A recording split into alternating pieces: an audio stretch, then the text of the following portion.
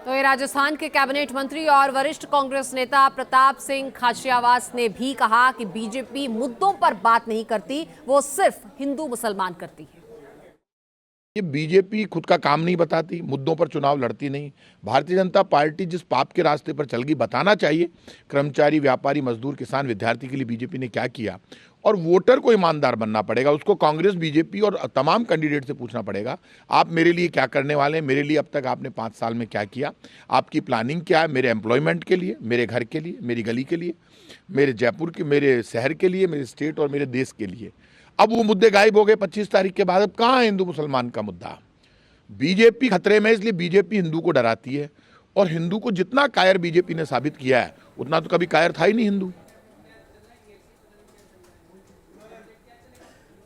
तो कल 4 राज्यों के चुनाव नतीजे सामने आ जाएंगे। पार्टियों की किस्मत के फैसले का दिन होगा कल, और उससे पहले पूजा अर्चना का दौर शुरू हो गया है। गृह मंत्री अमित शाह ने सोमनाथ मंदिर में पूरे विधि विधान के साथ पूजा अर्चना की।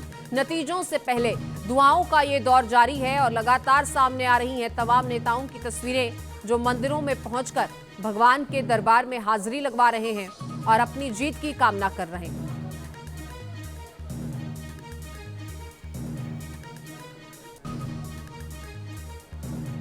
और 3 तस्वीरें आपकी टीवी स्क्रीन पर। चुनावी नतीजों से पहले पूजा पाठ का दौर जारी है। वसुंधरा राजे ने मोती डूंगरी गणेश मंदिर में दर्शन किए, तो वहीं सोमनाथ में गृह मंत्री अमित शाह ने बाबा का आशीर्वाद लिया।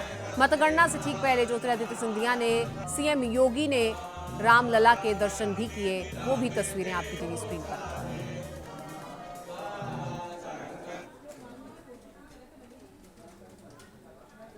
तो देखिए, नतीजों से ठीक पहले अयोध्या पहुंचे हैं ज्योतिरादित्य सिंधिया। सीएम योगी के साथ उन्होंने रामलला का आशीर्वाद दिया और श्री राम जन्मभूमि मंदिर निर्माण स्थल भी गए और साथ ही साथ श्री राम अंतर्राष्ट्रीय हवाई अड्डे का भी निरीक्षण करते हुए दिखे।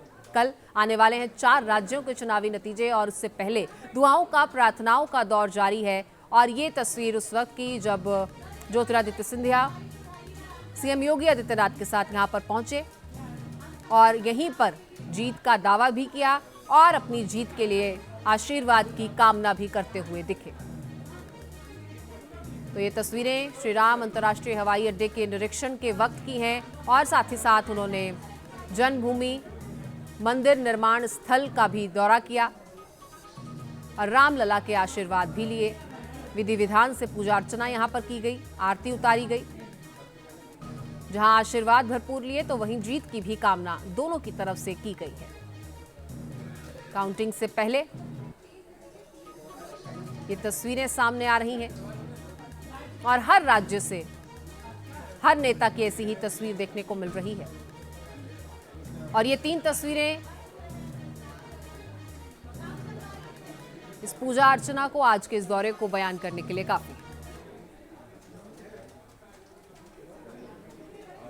तो सीएम योगी ने कहा है कि पीएम मोदी के विजन के मुताबिक नए भारत की नई अयोध्या बन रही है। आइए सुनते हैं। हम सब जानते हैं कि अयोध्या में पहले जो एयर स्ट्रिप थी बहुत छोटी सी थी। प्रधानमंत्री मोदी जी के निर्देश पर एयरपोर्ट अथॉरिटी ऑफ इंडिया के द्वारा नए एयरपोर्ट के निर्माण की कार्रवाई युद्ध स्तर पर चल रही है और अभी यहाँ पे जो प्रेजेंटेशन हुआ है इसके अनुरूप 15 दिसंबर तक ये नया एयरपोर्ट पूरी तरह बनकर के तैयार होगा।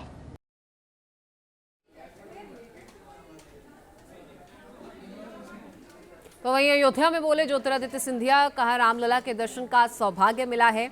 अयोध्या में भव्य हवाई अड्डा बन रहा है। पीएम मोदी के नेतृत्व में विकास हो रहा है और हवाई अड्डे में अयोध्या की संस्कृति दिखाई देगी।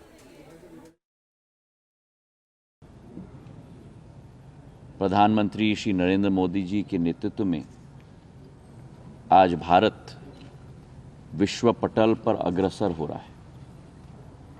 अग्रसर केवल आर्थिक क्षमता के आधार पर नहीं, अग्रसर केवल आत्मनिर्भरता के आधार पर नहीं, लेकिन अग्रसर भारत की सांस्कृतिक धरोहर और भारत की आध्यात्मिक शक्ति के आधार पे भी।